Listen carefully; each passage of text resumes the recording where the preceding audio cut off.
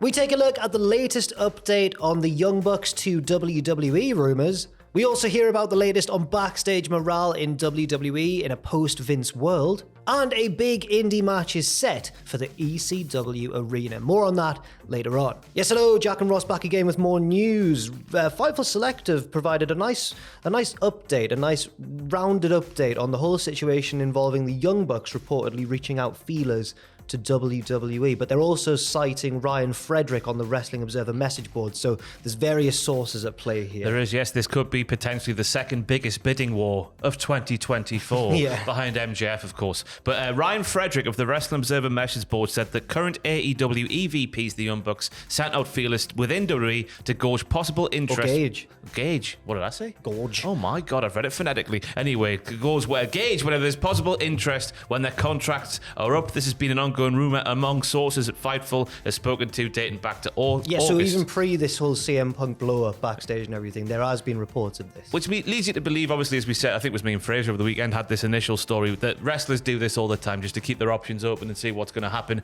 in the future when deals are up, because as we learned by Cody Rhodes, well, in hindsight, maybe he saw the writing on the wall with the war between the EVPs and the former WWE guys. Wrestlers go where the money is. The one I can think of as well who kind of drove up his own value by teasing the other side was probably Randy Orton. Yeah. When he was teaming with FTR and everything, or the Revival. And Edge as well. I think Edge was like, oh, if you don't sign me, Vince, I'm going to go over there and start wrestling. Oh, fair enough. He relented. One of Fightful sources indicated that they've been sworn to. They've been sworn that the Bucks asked to speak to someone in WWE management, which Fightful have been unable to confirm. But the rumor has persisted within WWE for several weeks. But sources close to the Young Bucks actually say that they haven't been given that indication whatsoever.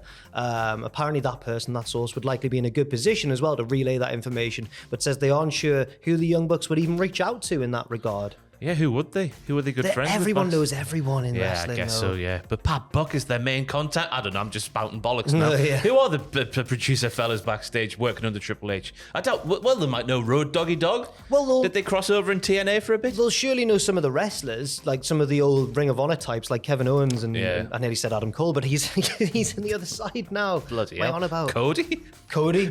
Although they never worked together in AEW.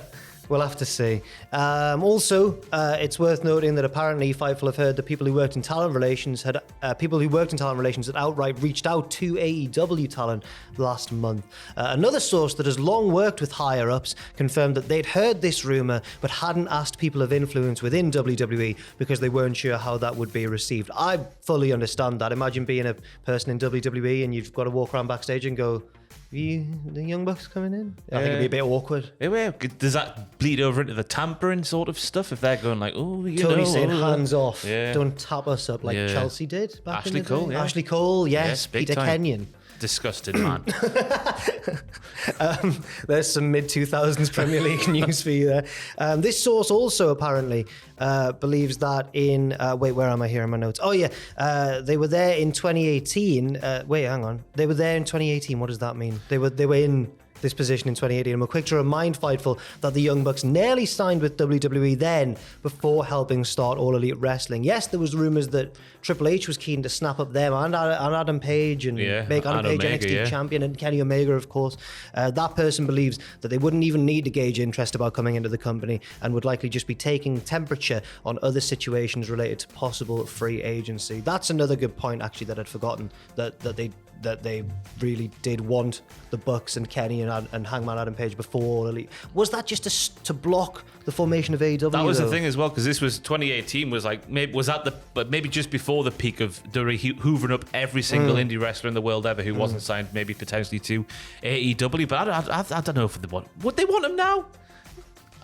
Is taking the Bucks away from AEW that big of a hit as it maybe was at the start? Is it going to cause more chaos to leave them in AEW? Yeah. I don't know. It would be a big PR win.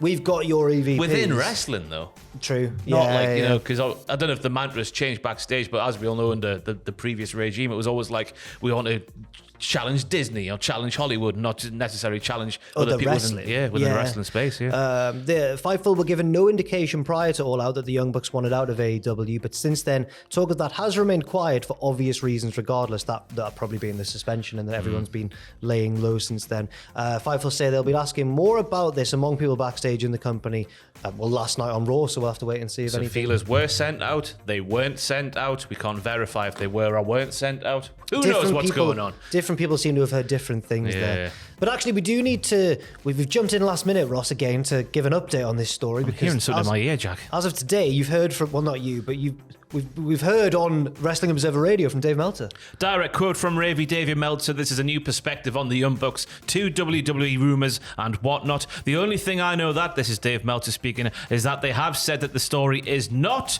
true. You know, they talk to people in WWE. That's not unusual. Time will tell on what happened and what's happening, but I do know that they denied that, the rumour. So they've denied the rumour, but then one of Fightful's sources reckons that they have. Or Fightful have been branching out. People say they may have talked to them, they may not. You know what? I'm going to put my neck on the line and say that Dave Meltzer is the most reliable guy in this scenario. Well, I he reckon seems to talk to the Bucks. Yeah, a lot. So Yeah. I reckon, yeah. But would the Bucks... Would they want to hush it up if they had reached out to WWE? Surely, because they're wrestlers, they want to hype up any interest from anybody else, so Tony Khan would give them more money. That is true, yeah. Unless, of course, they are just best friends with Tony Khan and want to get paid as minimal as possible, so Tony Khan has more money to spend on Fanta Fruit Twist? Maybe. We'll have to wait and see. More on this story as it comes out, I'm sure, in the future. But the Bucks seem to have denied it for now.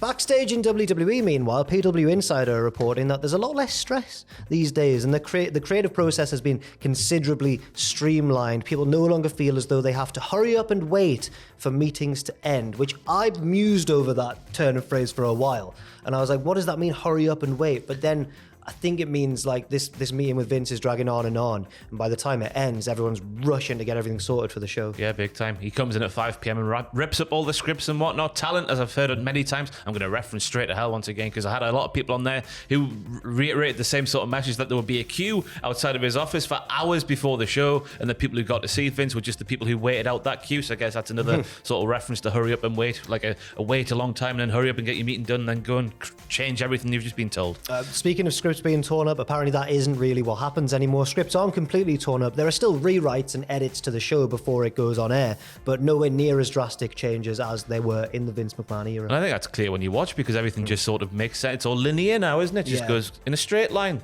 sequentially. Lovely. I remember whenever we'd be like waiting for a SmackDown or a Raw, and then in the hours leading up to it, someone would say, like usually Alvarez, I think on Twitter, would tweet like, the script's been torn up, and then that show would always feel really disjointed. Yeah. It's like the opposite of that now. It's lovely, isn't it? This is a theory, Ross, that you'd been casually floating around for a little while. Yes, it was that just because I listened to Jeff Jarrett's podcast with Conrad and the build to Ric Flair's last match, Jeff Jarrett was saying he had to do a lot of the stuff for Conrad while Conrad was off sorting things out for StarCast. Coming out of that, just certain things they said, and the rip-roaring success that was Ric Flair's last match, it just felt like maybe Conrad and Jeff Jarrett and certain things that were said on the podcast could be going into business and starting a wrestling promotion. Then the news came out that there was some sort of trademark thing filed for Southern Championship Wrestling, I think Southwest it was. Southwest Championship Wrestling. And now we have more trademark news. Yes, StarCast, the company ran by Conrad Thompson, have filed a trademark for Super Clash. The trademark for this was filed on September the 7th, and it covered events, merchandise, online content, etc.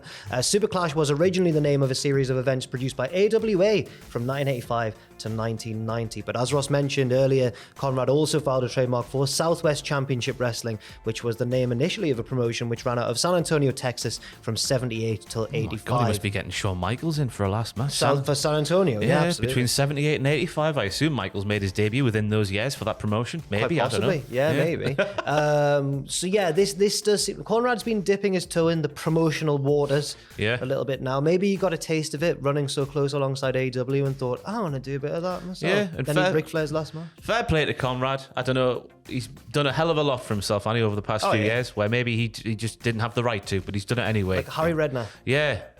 He's a wheeler and dealer. Wheeler and dealer. I was wondering where that was good. But it looks like a third big American promotion is on the way. Obviously, But I don't know what I'm saying here. Just another promotion's coming, isn't it? It would be very interesting to see where it would fit in the wrestling landscape, especially now that Ring of Honor is owned by Tony Khan. Maybe there is a bit of a vacuum in that space below the likes of AW and then even maybe Impact, but like more of a niche little vacuum there. Yeah, where is the news that Ring of Honor's becoming its own thing? When's that going to happen? We're still waiting for Tony to sort it out. He's probably got more pressing issues at the moment, I guess. Speaking of American indie wrestling, there's a big dream match. Yeah, big dream match there. In your words, not mine. It's Matt Cardona versus Bully Ray, everybody, taking place on the 17th of December at the iconic ECW Arena in Philadelphia, Pennsylvania. Yes, that'll take place for Battleground Championship Wrestling, and the two have traded barbs. I've put in all capitals here for some reason. They've traded barbs back and forth on social media for a while now. It's like new school versus old school, isn't it? Matt Cardona got himself over with the power of social media. Bully Ray's all about being old school and heat and all that sort of stuff. And treating people like men. And all that sort of stuff. But I swear to God, I was watching a show from the ECW Arena in Philadelphia, Pennsylvania, where Bully Ray retired. Oh. I'm sure I watched that with my own eyes. Well, apparently what's going on here? He's now fighting Matt Cardona. The interesting angle here, or the interesting slant to this story, is that current WWE producer Devon Dudley will accompany his old tag partner for what is being billed as a tribute to the Extreme. Now, is that a new thing, or did that used to happen back under the old regime? Because that would be quite interesting. If there were certain like indie events, like insert names last match, where someone who's working for WWE could appear on the show just to pay homage to the person who is having their big thing. I can't quite remember whether it depends. I feel as though the general rule was that they weren't allowed to, but once in a while they could do. But maybe it's a bit more of an open situation now, and I don't see the harm for WWE in allowing Devon to go and reunite with Bully Ray. Could be the end of their business, to be fair. The amount of eyes that Devon Dudley will bring on to Battleground Championship Wrestling, that could be the war. Well, ensues. As the Dudley boys together, that's quite nice.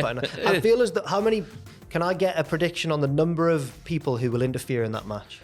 Oh, it's got to be at least 3. Chelsea Green, Devon, Spike, that would be fantastic. Tommy Dreamer, Sabu, everyone, Raven. I think 3's a good shout. Yeah, Chelsea Green, Devon, and another.